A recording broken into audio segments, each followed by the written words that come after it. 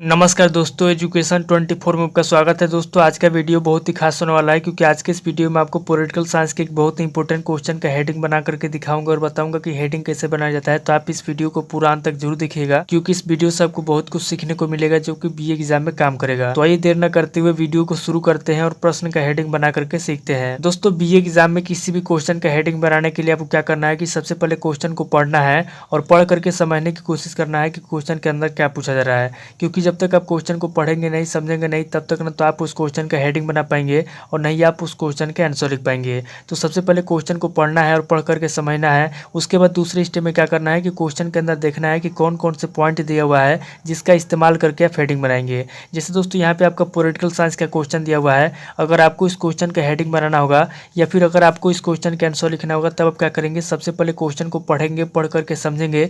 उसके बाद दूसरे स्टेप में क्वेश्चन के अंदर पॉइंट को देखेंगे और तीसरे स्टेप में पॉइंट को लेकर के हेडिंग बनाएंगे। तो आइए दोस्तों बिना किसी देरी के हम लोग शुरू करते हैं और प्रश्न का हेडिंग बना करके देखते हैं। यहाँ पे दोस्तों आपका प्रश्न दिया हुआ है, संविधान सभा का निर्माण किस प्रकार हुआ, स्रोतों एवं भूमिका को समझाइए। यानी कि क्वेश्चन के अंदर कह रहा है कि संविधान सभा क्या होता है, संविधान सभा का निर्माण किस प्रकार हुआ, स्रोतों एवं भूमिका को समझाइए। यानी कि जो संविधान बनाने के लिए जो संविधान सभा का निर्माण किया गया था, संविधान सभा का निर्माण किस प्रकार किया गया था, उसके कौन कौन से स्रोत हैं, उसके स्रोतों के बारे में बताना है और उसके भूमिका को भी समझाना है। तो यहाँ पर दोस्तों हम लोगों ने सबसे पहले क्वेश्चन को पढ़ करके समझ लिया कि क्वेश्चन के अंदर कहा जा रहा है कि संविधान सभा का निर्माण किस प्रकार हुआ, स्रोतों एवं भूमिका को समझाइए। अब दोस्तों दूसरे स्टेप हम लोग क्या करेंगे, दूसरे स्टेप हम लोग क्वेश्चन के अंदर पॉइंट को देखेंगे। तो यहाँ पर दोस्तों इस क्वेश्चन के अंदर पॉइंट की बात की जाए तो यहाँ पर दोस्तों आपका पहला पॉइंट हो जाएगा संविधान सभा। क्योंकि दोस्तों क्वेश्चन के अंदर सबसे पहले संविधान सभा के बारे में पूछा गया है, इसलिए दोस्तों इस क्वेश्चन का पहला पॉइंट हो जाएगा संविधान सभा और इस क्वेश्चन का मेन पॉइंट भी हो जाएगा संविधान सभा।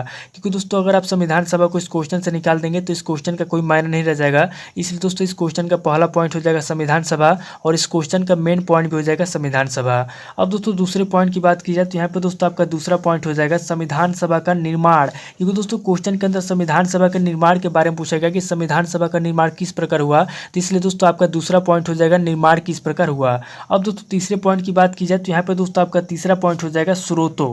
क्योंकि दोस्तों क्वेश्चन के अंदर स्रोतों के बारे में पूछा गया, यानी कि संविधान सभा का निर्माण किस प्रकार हुआ उसके स्रोतों के बारे में पूछा गया है, इसलिए दोस्तों आपका तीसरा पॉइंट हो जाएगा स्रोतों। अब दोस्तों यहाँ पे चौथे पॉइंट की बात की जाए तो यहाँ पे दोस्तों आपका चौथा पॉइंट हो जाएगा भूमिका। क्योंकि दोस्तों क्वेश्चन के अंदर कहा गया है कि संविधान सभा क्या होता है, संविधान सभा का निर्माण किस प्रकार हुआ, स्रोतों एवं भूमिका को समझाइए। तो यहाँ पे दोस्तों संविधान सभा के निर्माण की भूमिका को भी समझाने के लिए कहा गया है, इसलिए दोस्तों इस क्वेश्चन का चौथा पॉइंट हो जाएगा भूमिका। तो यहाँ पे दोस्तों इस क्वेश्चन के अंदर देखा जाए तो आपका टोटल 4 पॉइंट दिया हुआ है जिसका इस्तेमाल करके हम लोग हेडिंग बनाएंगे। तो यहाँ पे दोस्तों हम लोगों ने सबसे पहले क्वेश्चन को पढ़ करके समझ लिया, उसके बाद दूसरे स्टेप में हम लोगों ने क्वेश्चन के अंदर पॉइंट को भी देख लिया। अब दोस्तों तीसरे स्टेप हम लोग क्या करेंगे, तीसरे स्टेप में हम लोग पॉइंट को लेकर के हेडिंग बनाएंगे। तो यहाँ पे दोस्तों इस क्वेश्चन का पहला हेडिंग हम लोग क्या लिखेंगे, तो दोस्तों मैं आपसे हर वीडियो में बताता हूँ कि किसी भी क्वेश्चन का पहला हेडिंग या तो परिचय लिखेंगे, या तो परिभाषा लिखेंगे, या तो भूमिका लिखेंगे, या तो प्रस्तावना लिखेंगे। चूंकि दोस्तों ये पॉलिटिकल साइंस का क्वेश्चन है और यहाँ पे दोस्तों संविधान सभा के बारे में पूछा गया है, इसलिए हम लोग क्या करेंगे, इस क्वेश्चन का सबसे पहला हेडिंग हम लोग लिखेंगे प्रस्तावना। तो यहाँ पे दोस्तों हम लोग क्या करेंगे, यहाँ पे दोस्तों हम लोग पॉइंट नंबर 1 देंगे और यहाँ पे दोस्तों पॉइंट नंबर 1 देकर हम लोग क्या करेंगे, यहाँ पे दोस्तों सबसे पहले हम लिखेंगे इस क्वेश्चन का प्रस्तावना। यानी कि इस पूरे क्वेश्चन का क्या प्रस्तावना है, सबसे पहले आपको क्या करना है, सबसे पहले आपको प्रस्तावना लिखना है। तो यहाँ पे दोस्तों पहला हेडिंग हो जाएगा प्रस्तावना। अब दोस्तों प्रस्तावना लिखने के बाद आपको क्या करना है, यहाँ पे दोस्तों पहले पॉइंट के अंदर आपको कम से कम 8 से 10 लाइन में या फिर आपको जितना भी याद है, पहले पॉइंट के आंसर में आपको लिख देना है। और यहाँ पे दोस्तों लिखने के बाद आपको क्या करना है, यहाँ पे दोस्तों आपको दूसरा पॉइंट देना है और यहाँ पे दोस्तों दूसरा पॉइंट देने के बाद आपको क्या करना है, यहाँ पे दोस्तों आपके क्वेश्चन के अंदर जो पहला पॉइंट आपका दिया हुआ है संविधान सभा, आपको क्या करना है कि पहले पॉइंट को ले लेना है और पहले पॉइंट को लेकर के दूसरी हेडिंग में आपको लिखना है संविधान सभा का शाब्दिक अर्थ। यानी कि जो संविधान सभा होता है, संविधान सभा का शाब्दिक अर्थ क्या होता है, सबसे पहले आपको संविधान सभा का शाब्दिक अर्थ लिखना है। तो यहाँ पे दोस्तों इस क्वेश्चन का दूसरा हेडिंग हो जाएगा संविधान सभा का शाब्दिक अर्थ। तो यहाँ पे दोस्तों हम लोग लिखेंगे संविधान सभा का, यहाँ पे दोस्तों आपको लिखना है संविधान सभा का शाब्दिक अर्थ। यानी कि जो संविधान सभा होता है उसका शाब्दिक अर्थ क्या होता है, यहाँ पे दोस्तों दूसरे पॉइंट के अंदर आपको दूसरे हेडिंग में संविधान सभा का शाब्दिक अर्थ लिखना है।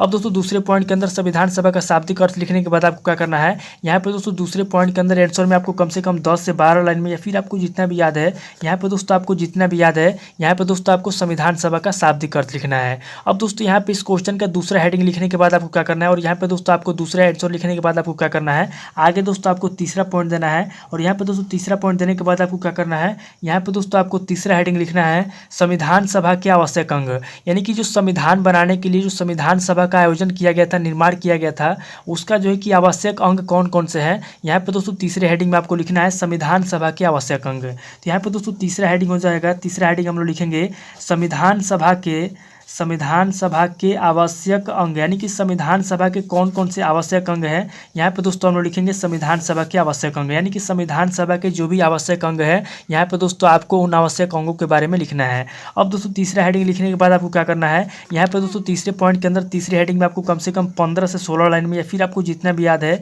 यहाँ पे दोस्तों आपको तीसरे हेडिंग के आंसर में आपको लिख देना है। और यहाँ पे दोस्तों आंसर लिखने के बाद आपको क्या करना है, आगे दोस्तों आपको यहाँ पे चौथा पॉइंट देना है। और यहाँ पे दोस्तों चौथा पॉइंट देने के बाद आपको क्या करना है, यहाँ पे दोस्तों आपको चौथा हेडिंग लिखना है संविधान सभा निर्माण, यानी कि संविधान सभा का निर्माण क्या होता है, क्यों किया जाता है। यहाँ पे दोस्तों चौथे हेडिंग में आपको लिखना है संविधान सभा का निर्माण, यानी कि संविधान सभा का निर्माण क्यों किया जाता है, क्यों होता है। यहाँ पे दोस्तों आपको लिखना है संविधान सभा का निर्माण। अब दोस्तों संविधान सभा का निर्माण लिखने के बाद आपको क्या करना है, यहाँ पे दोस्तों चौथे पॉइंट के अंदर चौथे हेडिंग में भी आपको कम से कम 10 से 12 लाइन में, या फिर आपको जितना भी याद है, यहाँ पे दोस्तों आपको संविधान सभा का निर्माण वाले हेडिंग के आंसर में आपको लिख देना है। और यहाँ पे दोस्तों संविधान सभा का निर्माण लिखने के बाद आपको क्या करना है, आगे दोस्तों यहाँ पे आपको पांचवा पॉइंट देना है। और यहाँ पे दोस्तों पांचवा पॉइंट देने के बाद आपको क्या करना है, यहाँ पे दोस्तों आपको पांचवा हेडिंग लिखना है संविधान सभा के निर्माण की प्रक्रिया, यानी कि संविधान को लिखने के लिए संविधान सभा का जो निर्माण किया गया था, उसके निर्माण की क्या प्रक्रिया रही, यहाँ पे दोस्तों आपको प्रक्रिया के बारे में लिखना है। तो यहाँ पे दोस्तों पांचवा हेडिंग हो जाएगा संविधान सभा के निर्माण की प्रक्रिया। यहाँ पे दोस्तों हम लोग लिखेंगे संविधान सभा के निर्माण की प्रक्रिया, यानी कि संविधान के निर्माण करने के लिए जो संविधान सभा का जो निर्माण किया गया था, उसकी क्या प्रक्रिया रही। यहाँ पे दोस्तों हम लोग लिखेंगे संविधान सभा के निर्माण की प्रक्रिया। अब दोस्तों संविधान सभा के निर्माण की प्रक्रिया लिखने के बाद आपको क्या करना है, यहाँ पे दोस्तों पांचवें पॉइंट के अंदर पांचवें हेडिंग में भी आपको आंसर में क्या करना है, यहाँ पे दोस्तों आपको कम से कम 10 से 12 लाइन में, फिर आपको जितना भी याद है, यहाँ पे दोस्तों आपको पांचवें पॉइंट के आंसर में आपको लिख देना है संविधान सभा के निर्माण की प्रक्रिया, यानी कि जो संविधान लिखने के लिए जो संविधान सभा का निर्माण किया गया था, उसकी क्या प्रक्रिया रही। यहाँ पे दोस्तों आपको प्रक्रिया के बारे में अच्छे तरीके से समझाना है। और यहाँ पे दोस्तों प्रक्रिया लिखने के बाद आपको क्या करना है, यहाँ पे दोस्तों आपको छठा पॉइंट देना है। और यहाँ पे दोस्तों छठा पॉइंट देने के बाद आपको क्या करना है, यहाँ पे दोस्तों आगे आपको छठा हेडिंग लिखना है संविधान सभा के निर्माण में महापुरुषों का योगदान, यानी कि संविधान का जो निर्माण किया गया था, उसके अंदर हमारे देश के जो भी महापुरुष हैं, उन्होंने क्या योगदान दिया, उनके योगदानों के बारे में लिखना है। तो यहाँ पे दोस्तों छठा हेडिंग हो जाएगा संविधान सभा के निर्माण में महापुरुषों का योगदान। तो यहाँ पे दोस्तों छठे हेडिंग में आपको लिखना है संविधान सभा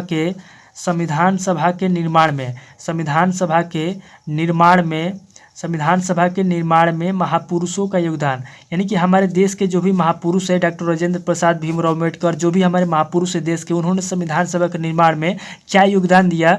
यहाँ पे दोस्तों आपको लिखना है संविधान सभा के निर्माण में महापुरुषों का योगदान। अब दोस्तों छठा पॉइंट लिखने के बाद आपको क्या करना है, यानी कि छठा हेडिंग लिखने के बाद आपको क्या करना है, यहाँ पे दोस्तों आपको कम से कम 15 से 16 लाइन में, या फिर आपको जितना भी आता है, आपको जितना भी याद है, यहाँ पे दोस्तों आपको छठे पॉइंट के छठे हेडिंग के आंसर में आपको लिख देना है। और यहाँ पे दोस्तों संविधान सभा के निर्माण में महापुरुषों का योगदान लिखने के बाद आपको क्या करना है, यहाँ पे दोस्तों आगे आपको सातवां पॉइंट देना है। और सातवां पॉइंट देने के बाद आपको क्या करना है, यहाँ पे दोस्तों आपको सातवां हेडिंग लिखना है संविधान सभा के निर्माण के प्रमुख स्रोत, यानी कि संविधान सभा के निर्माण के कौन कौन से प्रमुख स्रोत है। और क्वेश्चन में भी पूछा गया है कि संविधान सभा का निर्माण किस प्रकार हुआ, स्रोतों एवं भूमिका को समझाइए, यानी कि स्रोतों के बारे में पूछा गया है क्वेश्चन में। तो यहाँ पे दोस्तों हम लोग क्या करेंगे, सातवें हेडिंग के अंदर क्या करेंगे, यहाँ पे दोस्तों हम लोग लिखेंगे संविधान सभा के निर्माण में प्रमुख स्रोत। तो यहाँ पे दोस्तों सातवां हेडिंग हो जाएगा हमारा संविधान सभा के, यहाँ पे दोस्तों हम लोग लिखेंगे संविधान सभा के निर्माण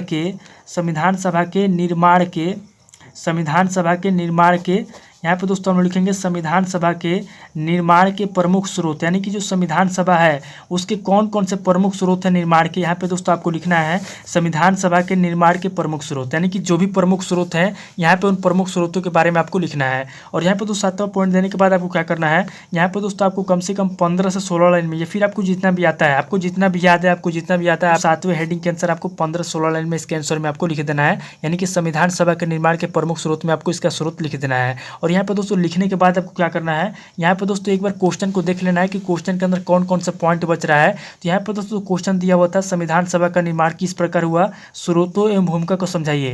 तो यहाँ पे दोस्तों हम लोगों ने सबसे पहले क्वेश्चन के अंदर प्रस्तावना लिख लिया, उसके बाद दूसरा हेडिंग हमारा हो गया संविधान सभा का शाब्दिक अर्थ, उसके बाद तीसरा हेडिंग हम लोगों ने लिखा संविधान सभा के आवश्यक अंग, उसके बाद चौथे हेडिंग में हम लोगों ने लिखा संविधान सभा का निर्माण, उसके बाद पांचवें हेडिंग में हम लोगों ने लिखा संविधान सभा के निर्माण की प्रक्रिया, और छठे हेडिंग में हम लोगों ने लिखा संविधान सभा के निर्माण में महापुरुषों का योगदान, और लास्ट में दोस्तों हम लोगों ने लिखा संविधान सभा के निर्माण में प्रमुख स्रोत। अब दोस्तों यहाँ पे क्वेश्चन के अंदर जो भी पॉइंट दिया होता है हम लोगों ने सभी पॉइंट को लेकर के हेडिंग बना लिया। अब दोस्तों क्वेश्चन के अंदर कोई भी पॉइंट नहीं बच रहा है, तो क्वेश्चन के अंदर जब कोई पॉइंट नहीं बचता है तो लास्ट में हम लोग क्या करते हैं, जब कोई भी पॉइंट नहीं बचता है तो लास्ट में हम लोग क्वेश्चन का निष्कर्ष लिखते हैं। तो यहाँ पे दोस्तों आगे हम लोग क्या करेंगे, यहाँ पे दोस्तों 8वां पॉइंट देंगे, और 8वां पॉइंट देने के बाद आपको क्या करना है, जब क्वेश्चन के अंदर कोई पॉइंट नहीं बचेगा तो लास्ट में आपको क्या करना है, लास्ट में दोस्तों इस क्वेश्चन का निष्कर्ष लिख देना है। और यहाँ पे दोस्तों निष्कर्ष लिखने के बाद आपको क्या करना है, यहाँ पे दोस्तों निष्कर्ष के अंदर भी आपको कम से कम 7 से 8 लाइन में इस क्वेश्चन का निष्कर्ष लिख देना है। इस पूरे क्वेश्चन का क्या निष्कर्ष निकलता है लास्ट में आपको 7 से 8 लाइन में निष्कर्ष लिख देना है। तो इस तरीके से आपका जो क्वेश्चन दिया हुआ था पॉलिटिकल साइंस का, संविधान सभा का निर्माण किस प्रकार हुआ, स्रोतों एवं भूमिका को समझाइए, यहाँ पे दोस्तों आपके क्वेश्चन का हेडिंग कंप्लीट हो जाएगा। और इस तरीके से अगर आप लिखेंगे तो आपका आंसर भी कंप्लीट हो जाएगा। तो दोस्तों उम्मीद करता हूँ कि इस वीडियो से आपको बहुत कुछ सीखने को मिला होगा। अगर आपको वीडियो अच्छा लगा तो वीडियो को लाइक कीजिए, शेयर कीजिए और कमेंट करके बताइए कि आपको नेक्स्ट वीडियो किस टॉपिक के ऊपर चाहिए। थैंक यू दोस्तों।